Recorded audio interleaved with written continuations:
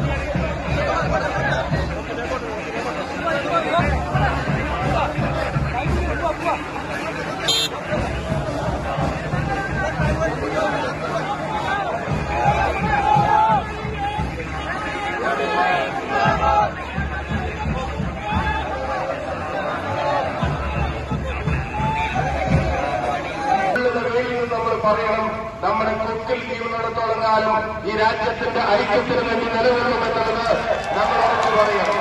ഈ നാട്ടിലെ സാധാരണക്കാരുടെ പ്രയാസങ്ങൾ, ദുരിതങ്ങൾ അത് എല്ലാ സീമകളും ലംഘിക്കുമ്പോ രാഷ്ട്രീയത്തിന് അതീതമായി നമ്മൾ പറയണം, ഈ സർക്കാരുകളെ തിരുത്താനുള്ളതാണ് എന്റെ വോട്ടെന്ന് നാട്ടിലെ ഓരോ ജനാധിപത്യ വിശ്വാസിയും പറയണം. ഈ നാട്ടിലെ പാവങ്ങളോട് 40 രൂപക്ക് പെട്രോൾ തരാമെന്ന് പറഞ്ഞിട്ട്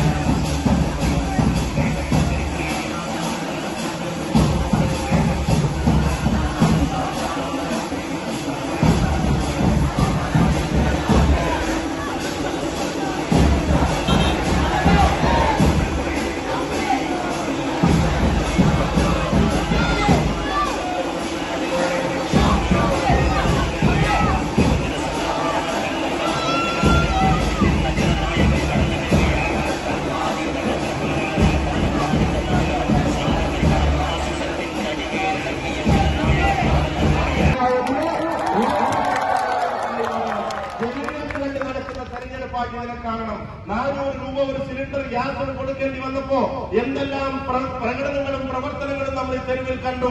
അന്ന് അടുപ്പ് കൂട്ടി സമരം ചെയ്തവർ, അന്ന് തെരുവിൽ ഗ്യാസ് സിലിണ്ടറുമായി ഇറങ്ങിയവർ ഇപ്പൊ അതിനെ 1000 അടുപ്പിച്ചു.